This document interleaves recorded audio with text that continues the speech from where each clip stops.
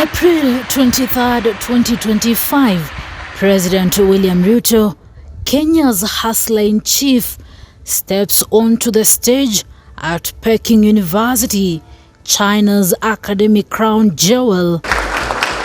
He is not here to talk about tea exports or the SGR. No, the man has got bigger fish to fry, a new world order. Kenya and China are not merely trade partners. We are co-architects of a new world order, one that is fair, inclusive, and sustainable. But is Ruto a visionary or just a disillusioned dreamer shouting into the Beijing wind? Meet William Ruto in 2025, once the hustler who promised to lift Kenya's bottom up. He is now a president battered by debt, climate crises, and a public that is not exactly chanting Tano Tena. The man is tired of the world's rules that seem to keep Kenya stuck in the passenger seat of global affairs. He is disillusioned, folks, and not just because his X timeline is full of Ruto must go hashtags. Ruto is fed up with a world where the big boys, think US, China, Russia, call the shots, while Kenya and the global south scrape for crumbs. So, he takes his frustrations to Peking University, hoping to spark a revolution. Bold move, Mr. President, but is anyone listening? We envision a digital future that is Kenya in location, Africa in identity, and global in impact. At Peking, Ruto does not hold back. He calls the global system, born after World War II, broken and dysfunctional. A clique of 5 bullies, the IMF and World Bank, loan sharks in suits, keeping poor nations like Kenya in debt traps. Ruto's point, these systems were built when half of Africa was not even on the map.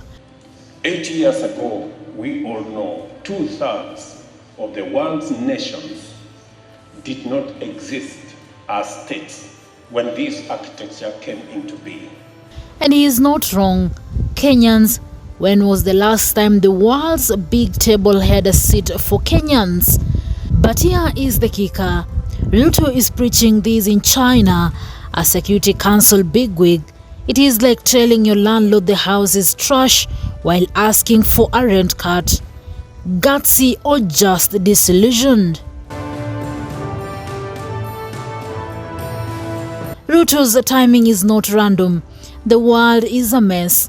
Think US slapping 145% tariffs on Chinese goods, China hitting back with 125% on American stuff. It is a trade war, and he's got a point. When superpowers brawl, it is small players like Kenya who get squeezed. Higher import costs, pricier fuel, and markets in chaos. Sounds like another rough day for the Kenyan hustler. So, Ruto in Beijing, dreaming of a fairer system where Kenya is not just collateral damage.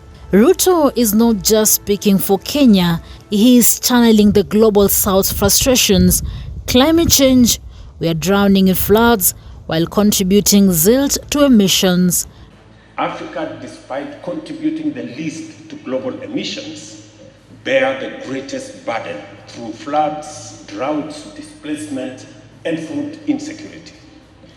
We have scientific consensus that these extreme weather events are human-induced.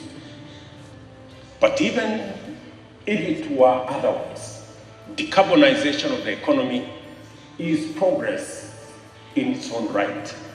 Debt, we are paying loans with interest rates that would make a Shylock blush. Liquidity crisis, try telling that to a mama mboga who cannot stock her stall. Ruto is telling China, we are in this together. Let's rewrite the rules. China loves this talk. It is their jam.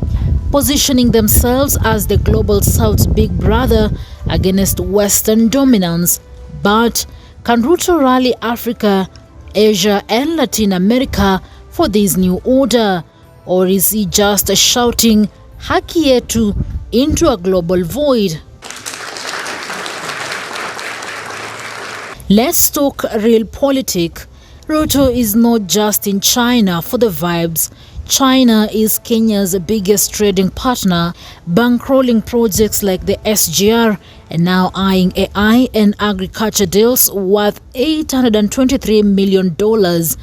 At Peking, Ruto pitches Kenya's new AI strategy and invites Chinese investors to build more roads, schools, and maybe a few TikTok-worthy hotels. I invite Chinese investors to explore a wide array of opportunities and priority sectors in Kenya that are ripe with opportunity. From manufacturing, we offer promising prospects ranging from textiles and pharmaceuticals to electric mobility and construction materials, all supported by Kenya's expanding industrial base. It is a strategic romance, but with Kenya owing China billions, is Ruto wooing a partner or a creditor? Peking University is the perfect stage, elite, influential, and a chance to charm China's next generation. But let's be real, Ruto is playing a high-stakes game, and Kenya is not exactly holding the best cards. Here is where Ruto's disillusionment gets dreamy.